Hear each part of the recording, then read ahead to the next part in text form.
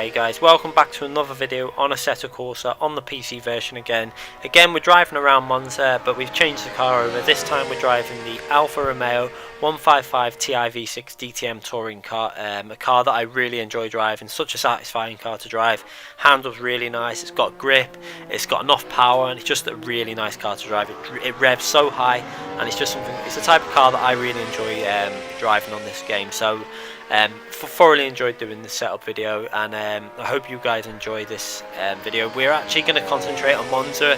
It's going to be a little. What I'm going to try and do for the Assetto Corsa videos at the moment is concentrate on a track at a time and start getting 4 or 5 cars set up at a track at a time. It's better for myself because you get into the rhythm of the track and you start getting faster at the track, so you can start doing the setups better, I think, and getting used to what to do with each car, etc. So I'll do that and then move on to another track, and we'll do 4 or 5 cars at that track. Try and change it up with the cars. Some cars might come out as being the same car obviously, but at a different track, but we're going to try and keep a lot of variety in there, as that's why I've gone to this car. Moving away from a GT3 car, we've gone to this, obviously the DTM touring car, and I've already done a GTE Corvette setup at this track. That it feels really nice. Obviously these setups are done in time trial, so the track is not rubbered in, so you're not going to get the ultimate lap that you can physically get as when you go online, and also the track temperatures are not at the fastest that you're going to get. I think it was 18 or 20 degrees that I do the temperatures at. I think it was 18, possibly 20 though, I'm not 100% sure.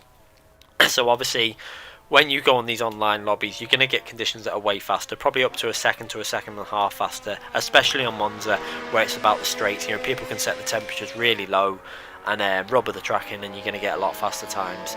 So just bear that in mind when you're looking at the lap times, etc. And what we'll do now is we'll go through a track guide, and then we'll go through the setup after we finish the track guide. So we'll start the lap. Obviously, coming from the final corner, you want to make sure you get a nice clean exit. So as you can see now, coming into the final corner, we're getting a nice clean start to the corner, and then getting on the power really early. You don't want to run too far wide and put too much pressure on the tyres.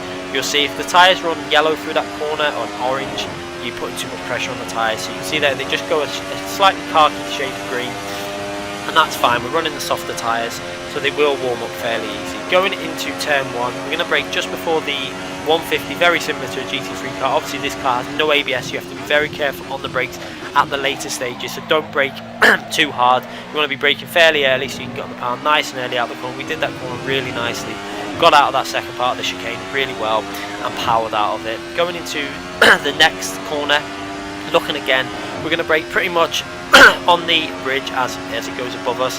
You're going to see now braking just as we come under the bridge there, the Kunos bridge I call it, and braking there down into third gear, then into second gear, and again braking early enough that you can skim that apex, and then you power your way all the way through that corner as you can see there.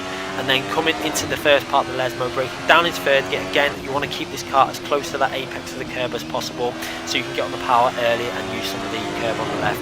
And then braking again just before the 50 on the left, down into third gear, skim the apex and get on the power very early. You can see there we're on the power as early as we can to maximise our speed. Use some of that curb on the left hand side and the Astra on the left. That will enable you to get more speed coming out of that corner, and then heading our way into the really fast chicane. And we're going to brake again just about as the bridge goes above us. You can see there braking there down into fourth gear, then into third gear. Use some of the curb on the left hand side. We could have took a bit more curb off than what we did, maybe lost a tenth or two there. On the power nice and early, and then coming out the corner, heading our way down this straight. We're going to, again, very similar to a GT3 car. So obviously we're not carrying as much speed, but we haven't got ABS, so we're braking pretty much similar type of distances. At the 100 board, you're going to see there, at the 100 board, braking down into third gear. Try and take this corner as tight as you can so you can get on the power as early as you can, and then use all the width of the track as you accelerate out the corner, just so you're not scrubbing off speed by putting too much steering and into the steering wheel.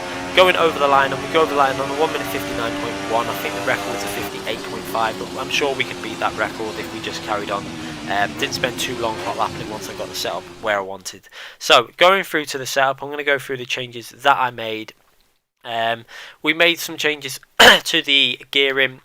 You're going to see now we went quite low on the gearing because the car's not overly powerful, so you're not going to reach massively high speeds, even though it is a power track this. Tyres, we ran soft tyres on there, and you're going to need to change them tyre pressures. You can see they're higher on the right hand side, just to keep them right hand side in the tyre range in terms of pressure that you need.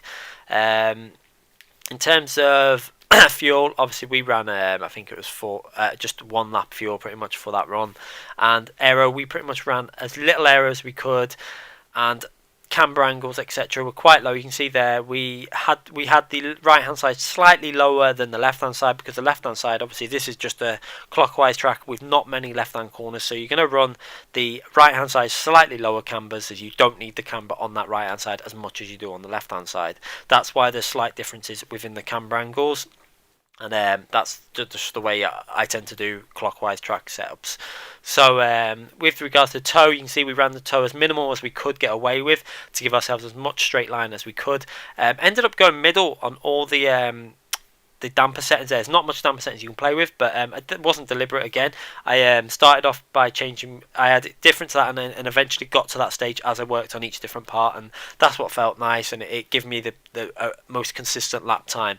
You're going to see there the power differential, unusual for these, but this car can take more than your GT3s, 30%. It enables it to get on the power early and not understeer coming out the corners, and obviously the rear differential on enough just to steady that rear during the braking phase. We didn't run maximum brake force. Obviously this car has no ABS. I give myself a little bit of leniency on the brake pedal, just so that when we're coming into the final part of the braking, the tyres don't lock up and you don't affect them tyres and cause damage to the tyres. With regards to the travel range, we didn't make any massive changes to that. We've obviously changed the anti-roll bars. It's a track that you really need to attack the curbs, so we run higher on the front, lower on the rear. It enables the car to be more stable over the curbs, and just really enables you to get on the power of running softer on the rear. Enables you to get on that power a lot sooner, especially with running the lower aero, so you need to have a softer rear just so you can get on that power and give more grip to the rear. Anyway guys, I hope you've enjoyed this video. I hope this setup helps you out. Hope it gives you, even if it's just half a second or even less, any improvements is beneficial to you, and I hope it enables you to do more competitive racing online. I'm going to be back with another Assetto Corsa video very soon. It'll be driving the Corvette. Hopefully get that out in the next 3 or 4 days, and the Gran Turismo videos will continue, and obviously we're going to still try and do the odd project cars to set up as well. Thanks again for watching, and we'll be back with more of these videos very soon. Make sure you give this video a thumbs up if you've enjoyed it, and make sure you subscribe for more future videos. Thanks again.